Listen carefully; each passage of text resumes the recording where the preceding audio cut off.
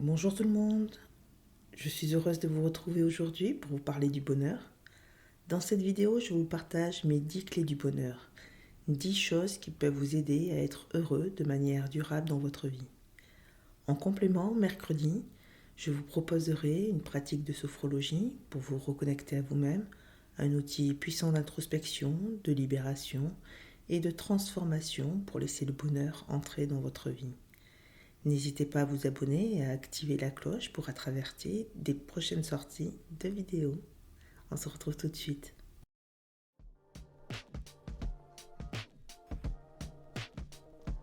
Bonjour tout le monde, bienvenue sur la chaîne S'éveiller à soi. Je suis Karina Reusserda et chaque semaine, je vous propose des pratiques de sophrologie pour développer un esprit harmonieux et une vie plus en conscience.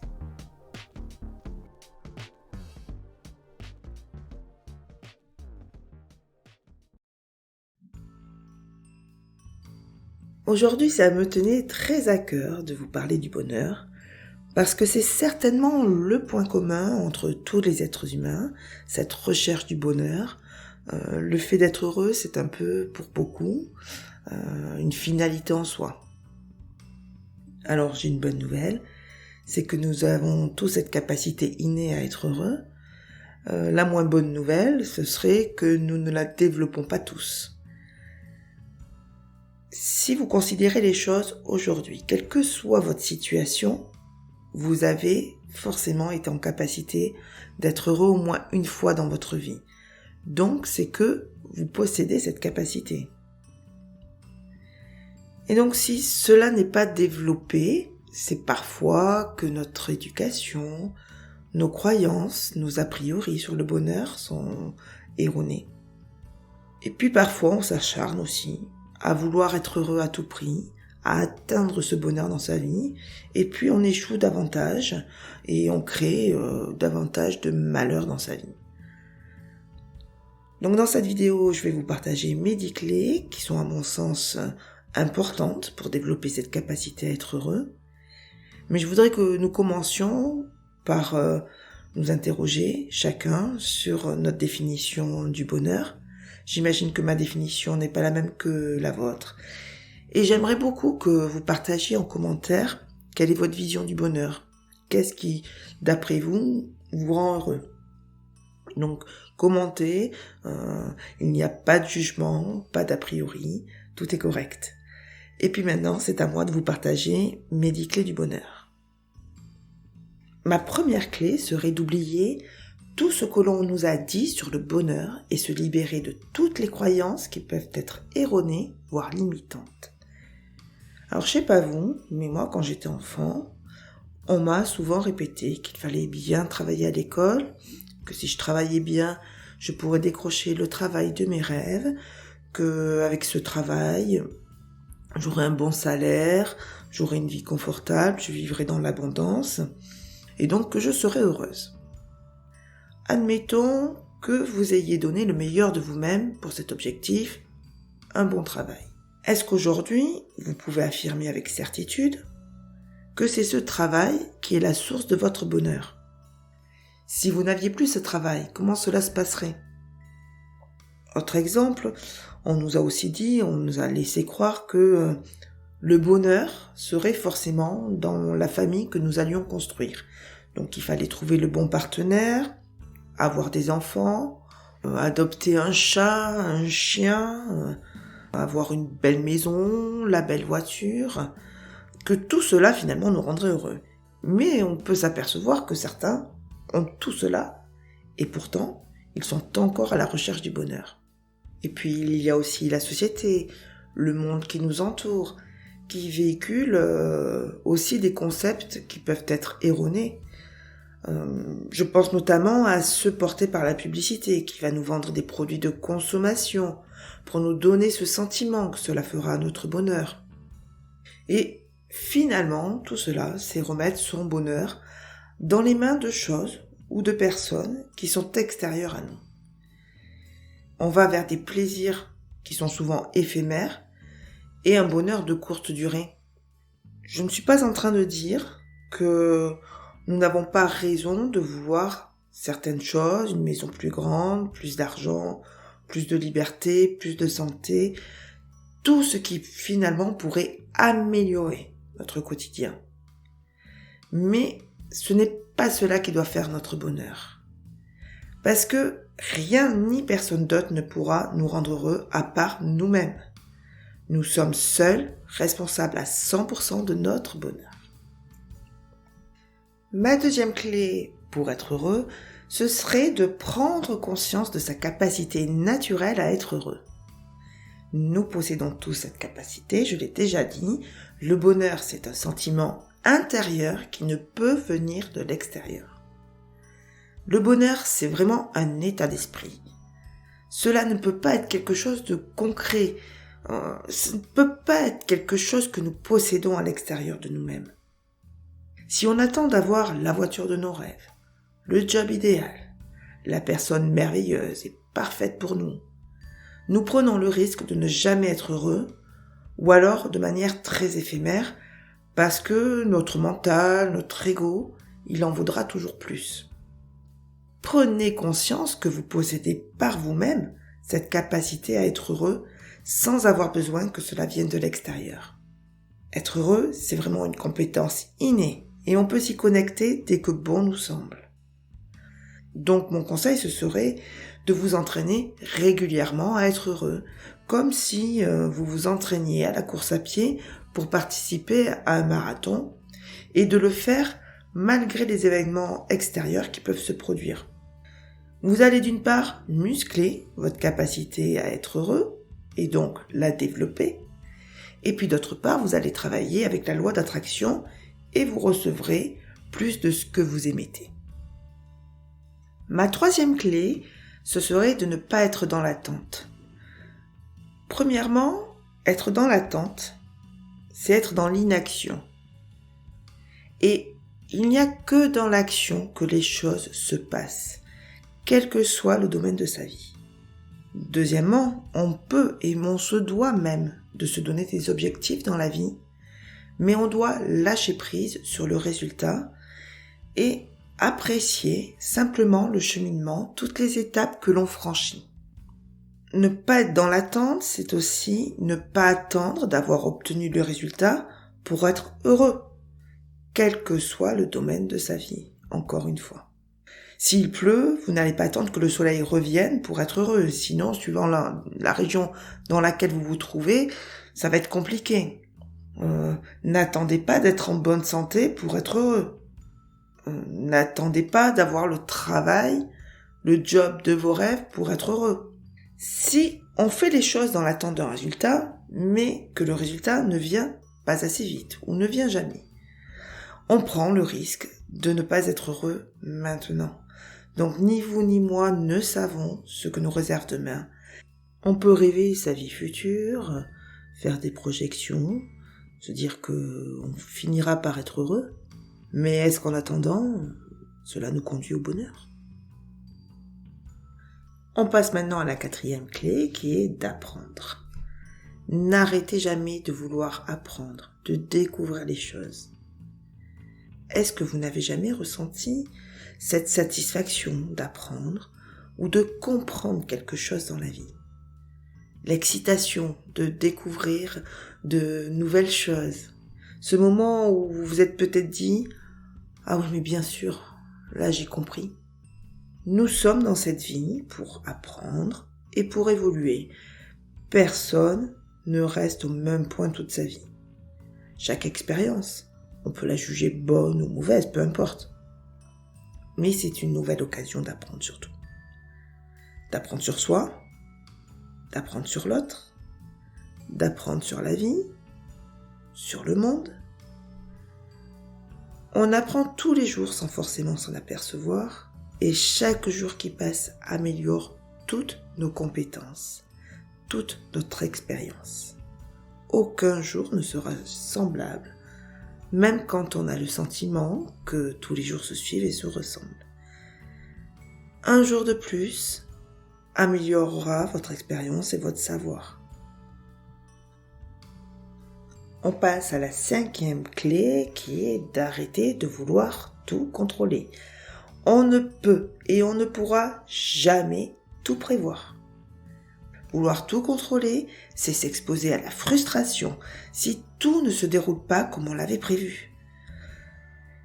Vous pouvez prévoir des choses dans votre travail, dans votre vie de famille, mais vous n'aurez jamais la certitude de comment cela va se passer.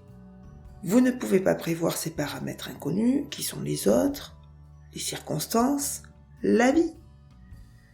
Le désir de contrôle est souvent guidé par la peur, et la peur empêche souvent d'accéder au bonheur. On passe à la 6e clé qui est de ne pas se comparer. Vous n'êtes ni mieux, ni moins bien qu'une autre personne. Vous n'avez simplement pas développé les mêmes compétences. Alors parfois, par exemple, vous pouvez vous sentir moins intelligent qu'une autre personne parce qu'elle a une position sociale plus élevée, entre guillemets. Or, cette personne n'est pas plus douée que vous. Elle a seulement développé une compétence parce qu'elle avait un intérêt particulier pour tel domaine d'études, tel domaine d'apprentissage. Mais il faut garder à l'esprit qu'il y a certainement des dizaines d'autres compétences que vous avez développées parce que vous aussi, vous aviez une certaine curiosité pour ces domaines-là et que cette personne n'aura pas eu. Et donc, si vous admirez une personne, cherchez plutôt à savoir quelles compétences elle a développées pour en arriver là où vous-même vous aimeriez arriver. Dites-vous que vous aussi, en développant cette capacité, cette compétence, vous pourriez arriver au même résultat. Un petit bémol, n'oubliez pas que chacun est unique. Et donc, la personne que vous êtes, forte de ses expériences, aura autre chose à offrir. Donc, apprenez à vous accepter et surtout, n'ayez pas peur de montrer quelles sont vos compétences.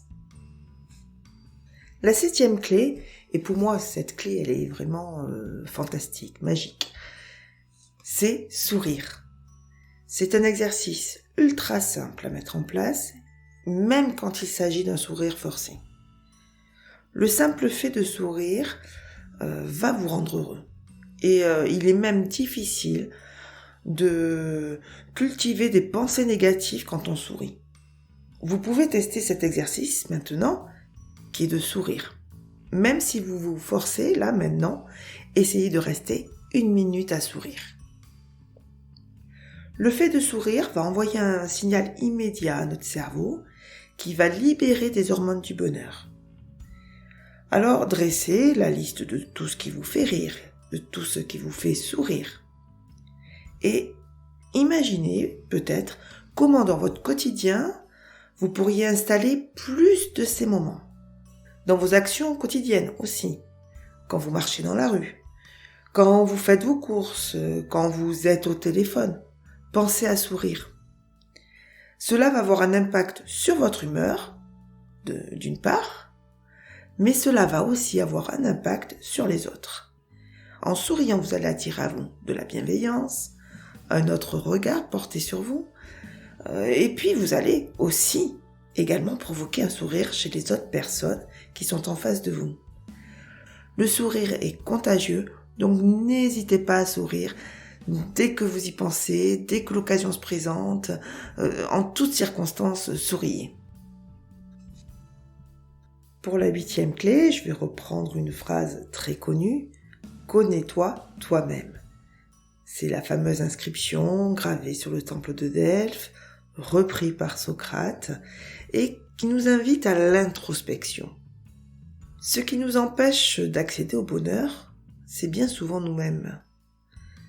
À cause des filtres, qui sont souvent issus de notre héritage génétique, de notre histoire personnelle, mais aussi de l'influence des autres et du monde qui nous entoure. Donc se découvrir, c'est enlever tous ces filtres, toutes ces illusions qui nous empêchent d'être nous-mêmes. Et par la reconnexion à qui on est vraiment, on va se débarrasser des croyances, de l'éducation qu'on a reçue. On se reconnecte à nos rêves d'enfant, à cette joie de vivre naturelle de l'enfance. On va apprendre à se connaître intimement profondément. On va identifier ses valeurs, ce qui nous met en joie, mais aussi quels sont nos talents, nos dons. Donc, en devenant fidèles à nous-mêmes, nous avons cette possibilité de vivre dans le bonheur. Entre parenthèses, je vous proposerai mercredi une pratique de sophrologie pour vous aider à vous reconnecter à vous-même. Ce sera une belle rencontre avec votre enfant intérieur, votre moi intime, et vous aurez la possibilité à ce moment-là de découvrir ce qui vous met en joie, en vous débarrassant de tous les filtres qui pourraient vous encombrer. Donc pour revenir à notre 8e clé, une fois que vous allez avoir identifié tout ce qui vous met en joie, tout ce qui vous fait du bien, vous allez pouvoir choisir, puisque c'est un choix, d'en mettre un peu plus dans votre vie. Donc essayez autant que possible de vous réserver un temps pour cela, un temps pour vous. Et donc, comme pour le sourire, le bonheur est contagieux, et en faisant de vous et de votre bonheur votre priorité, vous le diffuserez aussi tout autour de vous. La 9e clé que je vous partage est une clé bien connue qui est de vivre dans le moment présent. Si on repense tout le temps aux événements traumatisants d'hier, ça ne va pas nous aider à être heureux et en plus cela ne changera rien au fait que cela s'est produit. Alors peut-être qu'un jour on pourra effectivement voyager dans le temps et tenter de rectifier le tir. Mais là encore, rien ne peut nous assurer que le fait de changer des choses dans le passé nous permettrait d'avoir le contrôle sur les événements futurs. Vouloir changer les choses, est-ce que ce ne serait pas prendre le risque de passer à côté de moments de bonheur que l'on a pu connaître ? Et puis, se projeter dans le futur, c'est périlleux, car souvent on a plutôt tendance à anticiper ce qui pourrait se passer de mal, plutôt que ce qui pourrait bien se dérouler. Nous avons beau étudier tous les paramètres, encore une fois, il y aura toujours une inconnue qui s'appelle la vie.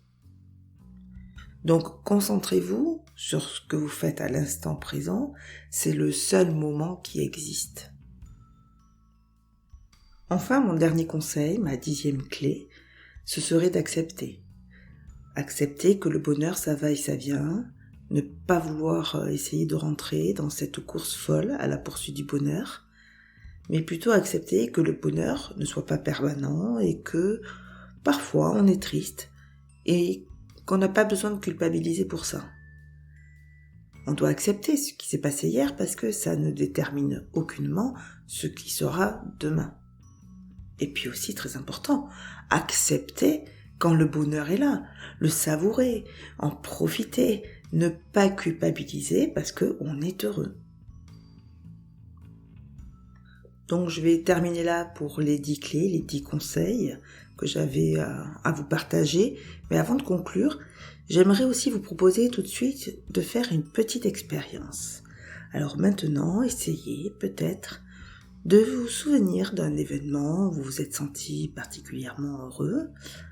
Revoyez la scène, l'endroit où vous vous trouvez, peut-être les personnes autour de vous, et essayez de percevoir comment cela se manifestait dans votre corps, quelles sensations corporelles vous éprouviez à ce moment-là quand vous étiez heureux. Et laissez ces émotions, ces sensations venir à vous.